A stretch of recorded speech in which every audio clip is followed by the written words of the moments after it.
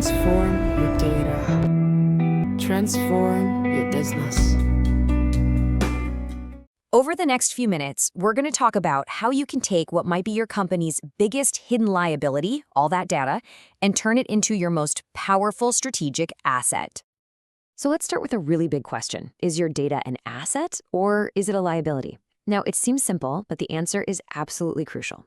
A lot of companies are sitting on what's basically a data goldmine, but without the right structure, that goldmine can turn into a minefield real quick. The first step is just figuring out which one you're dealing with.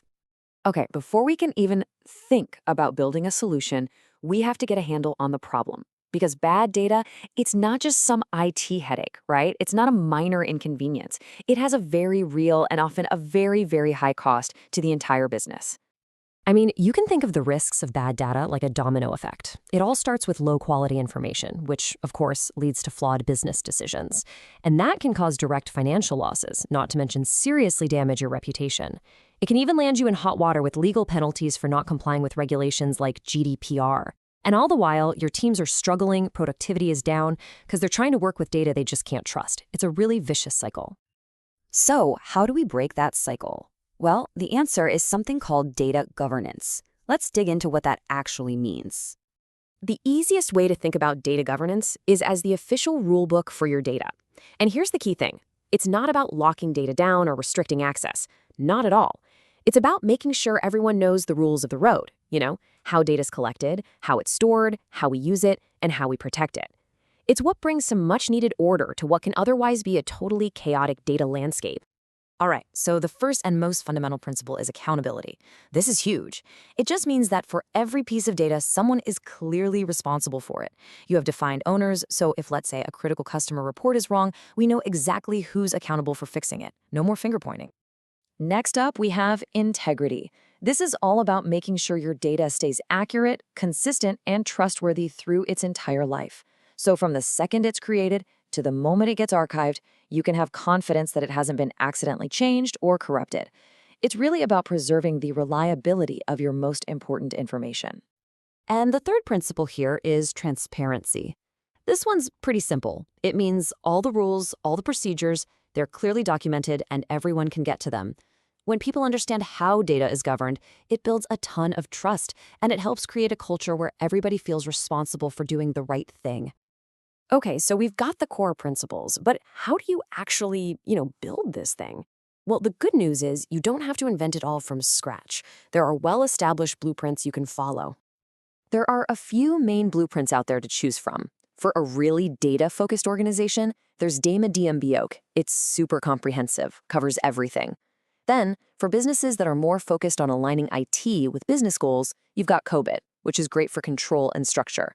And for a more high-level, principles-based approach that ties into corporate governance, there's ISO 38500. The trick is just to pick the blueprint that really fits your company's culture and what you're trying to achieve. So once you've got your blueprint picked out, you need the right team to actually bring it to life. So let's talk about who the key players are in a data governance program. Think of it like you're building a house. The data owner, that's the homeowner. They're the senior leader who's ultimately accountable and decides the strategic purpose of the data. Then you've got the data custodian. That's your builder. They're the technical expert who handles the foundation, the security, the infrastructure. And that brings us to what's often the most critical role of all, the data steward. Yeah, let's zoom in on the data steward for a second. If we stick with our house analogy, this person is the property manager. They are that vital bridge connecting the homeowner's vision with the builder's technical work. They're the ones on the ground, day to day, making sure the rules are being followed and everything is running just the way it should. So, we have the principles, we have the blueprints, and we have the team. But what's the whole point of this? What are we driving at? Well, it all comes down to one ultimate goal: achieving high-quality, trustworthy data. And this quote, this really gets to the heart of it. Data governance isn't just some techie exercise for the IT department. It is a business imperative. High-quality data is the fuel for making smarter decisions, for driving strategic growth, and for making operations more efficient. It's what separates the good companies from the great ones. But, quality can feel a little abstract. So let's break it down into 4 really simple questions you can ask. First, accuracy. Is the data actually correct? Second, completeness.